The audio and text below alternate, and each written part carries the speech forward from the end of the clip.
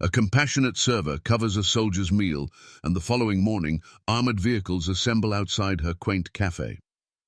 The wind roared fiercely outside as Sophie Bennett meticulously polished the countertop at Daisy's charming eatery. It was an unusually quiet evening, the type where hours seemed to stretch endlessly and generous tips were disappointingly scarce. She let out a weary sigh, glancing at the old clock on the wall. Only 1 hour remained until closing time. Just as she reached for the well-worn coffee jug, the door emitted a faint squeak as it swung open.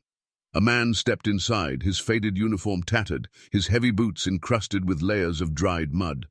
His weary, sunken eyes carried the heavy burden of countless unseen battles fought far from home. Sophie had encountered numerous struggling patrons in her time, but something indefinable about this man compelled her to pause and take notice.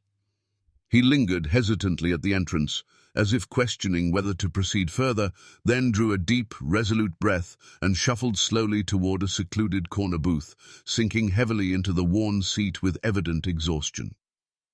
Approaching with a warm smile, she held a menu in her hand. "Good evening, sir. What may I prepare for you tonight?"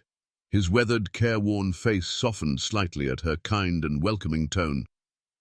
"Just a simple coffee, please," he rasped, his voice rough and gravelly, as if he hadn't spoken to another soul in days.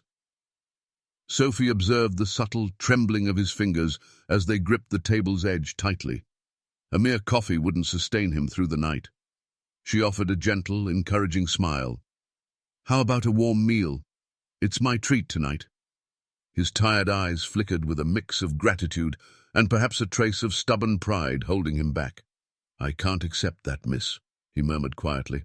"You've served our great nation, Aveli," she replied with gentle firmness, her voice steady with heartfelt conviction. "Please, allow me to serve you in return." The man exhaled slowly, his resistance visibly crumbling, and he gave a reluctant nod. "Thank you, truly," he said, his voice tinged with quiet appreciation. Moments later, she carefully placed a steaming plate before him, piled high with fluffy eggs, crispy bacon, and a generous stack of golden pancakes. He stared at the food for a long, poignant moment, emotions swirling visibly in his eyes before slowly lifting his fork. The first bite seemed to strike him deeply. He closed his eyes, savoring the comforting warmth of a proper, home-cooked meal. As he ate quietly, Sophie observed discreetly from behind the counter. There was something distinctly unique about him, not merely another weary veteran, but a man carrying a quiet, unyielding strength despite his evident fatigue. She longed to ask about the stories behind his worn expression, but her instincts whispered that he wasn't yet ready to share his burdens. When he finished, he reached into his threadbare pocket, pulling out a handful of crumpled, worn dollar bills. "I can at least pay for the coffee," he insisted softly. Sophie shook her head gently, pushing the money back toward him with care. "Consider it my heartfelt thank you for your brave service." For a fleeting moment their eyes met, a silent understanding passing between them like a shared secret. He nodded reluctantly, sliding the bills back into his pocket with a faint sigh. "Folks don't often do kind things like this anymore," he murmured, his voice heavy with unspoken emotion. "They should," she replied simply, her words carrying a quiet, resolute strength that resonated in the stillness. He rose slowly, adjusting his worn, faded jacket. "You're a truly kind soul, miss, more than you could ever realize." With those heartfelt words, he turned and pushed open the door. A cold, biting wind swept into the diner, sending a shiver through the cozy space. He paused briefly at the threshold, as if reluctant to leave, then stepped out into the enveloping darkness of the night, vanishing into its shadows. Sophie stood motionless, gazing at the now empty booth, an inexplicable feeling lingering deep in her heart. She couldn't shake the profound sense that this brief encounter held a significance far greater than she could yet comprehend. Little did she know, her simple, selfless act of kindness would soon ignite a chain of extraordinary events beyond her wildest imagination. The following morning, Sophie arrived at Daisy's Eatery, just as the first rays of sunlight peeked over the distant horizon. She anticipated a routine day, familiar regulars, a few weary truckers passing through, perhaps a new face or two. But as she pulled into the gravel parking lot, her foot slammed hard on the brakes, her heart pounding fiercely in her chest. Right outside the humble diner stood an astonishing line of military vehicles stretching far down the road, with two massive, imposing tanks parked prominently at the entrance. A small crowd of onlookers had gathered, their phones raised, eagerly capturing the surreal and unexpected scene unfolding before them.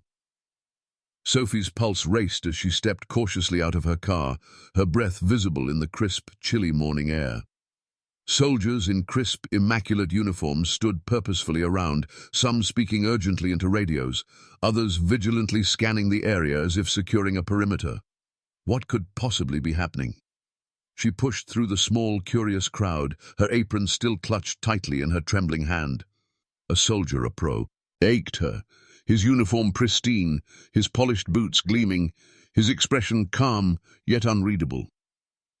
"Are you Sophie Bennett?" he asked with firm authority, though his tone carried no trace of hostility. Sophie swallowed hard, her throat tight.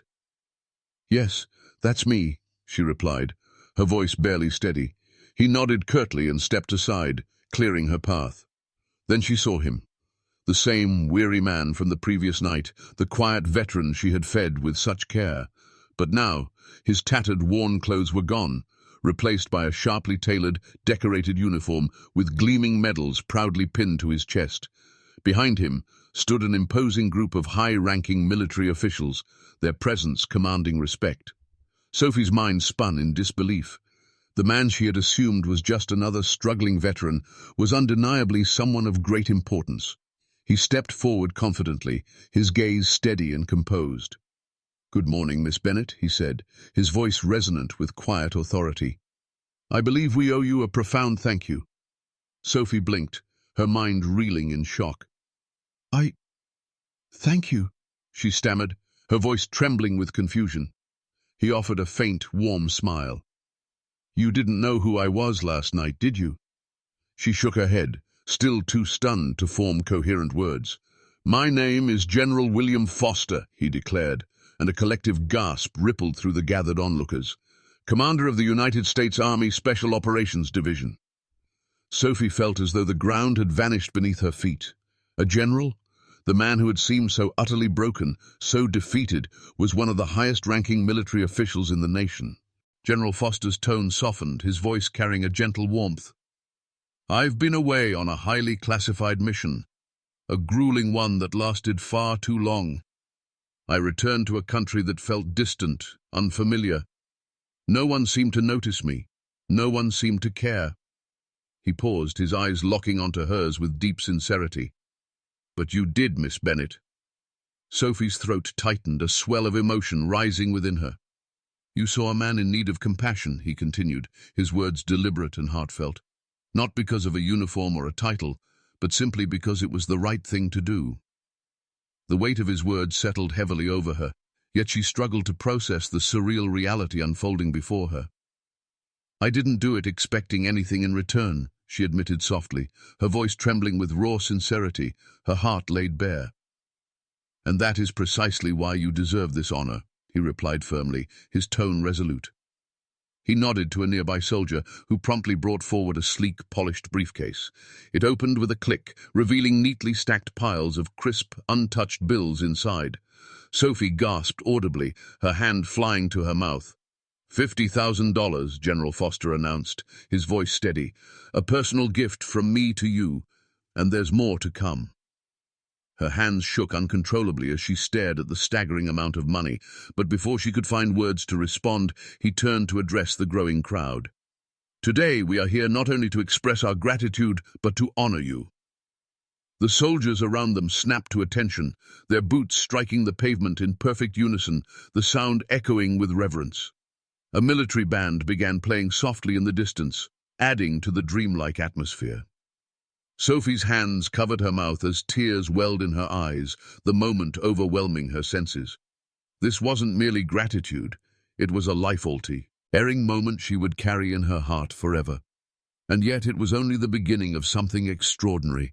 Sophie stood frozen, her breath shallow and uneven, desperately trying to comprehend the magnitude of what was happening around her. The crowd had grown larger, people whispering excitedly, snapping photos, and watching in awe as the military presence transformed her modest diner into the focal point of the morning. The $50,000 in the briefcase felt like something out of a dream, but it was the sheer scale of the moment that truly overwhelmed her. General Foster took a step closer, his gaze warm yet unwavering, filled with quiet admiration. "You reminded me, Miss Bennett, that true compassion still exists in this world," he said, his voice thick with heartfelt emotion, resonating deeply with everyone present, "and I am determined to repay that kindness in kind." An officer stepped forward, handing him a sleek folder. He opened it with care, revealing a prestigious certificate embossed with the official seal of the United States Army, and held it aloft for all to see. "This is a certificate of honor, personally signed by the highest-ranking military officials," General Foster announced proudly. "We bestow this upon those who go above and beyond in their service to our great nation. And though you may not wear a soldier's uniform, Sophie Bennett, last night you demonstrated that you serve in your own remarkable way." The crowd erupted into thunderous applause, the sound washing over Sophie like a tidal wave. A lump formed in her throat as she accepted the certificate with trembling hands, the weight of this profound recognition sinking deep into her chest. She had never sought attention or accolades, let alone an honor of this magnitude. I don't know what to say," she whispered, her voice breaking with raw emotion. General Foster offered a knowing, reassuring smile. "You don't need to say anything, Sophie. Your actions have spoken louder than words ever could." Just then, another soldier approached, presenting the general with a crisp envelope. "There's one more thing," he said, handing it to Sophie with a gentle nod. She opened it cautiously, her breath catching as she saw its contents. Inside was an official military grant, valued at an astonishing $100,000. "This is for you and this beloved diner," General Foster declared, his voice filled with purpose, "so you can continue helping others just as you so generously helped me." Sophie's knees nearly buckled beneath her, the weight of the moment overwhelming. "This is far too much," she stammered, shaking her head in disbelief, her voice trembling with awe. "No," General Foster replied firmly, his tone resolute yet kind. "This is merely the beginning of what you deserve." He turned to address the crowd once more. "We do not forget those who serve quietly, who give selflessly, without expecting anything in return. Sophie Bennett is living proof that a single act of genuine kindness can change everything." The military band resumed playing, its music swelling with pride as more soldiers lined up, some offering crisp salutes, others extending their hands to shake hers. Tears streamed freely down Sophie's face as she clutched the precious certificate and envelope, overwhelmed by the staggering realization of how her life had transformed in mere hours. Reporters began to arrive, their cameras flashing brightly, capturing every moment of the extraordinary scene. One news anchor approached Sophie, microphone extended eagerly. "Sophie, how does it feel to know that your simple act of kindness has led to all of this?" She wiped her tear-streaked cheeks, taking a shaky, steadying breath. "I never expected anything in return," she admitted, her voice raw with heartfelt sincerity. "I simply saw a person who needed a moment of kindness, that's all. I hope this moment inspires others to realize that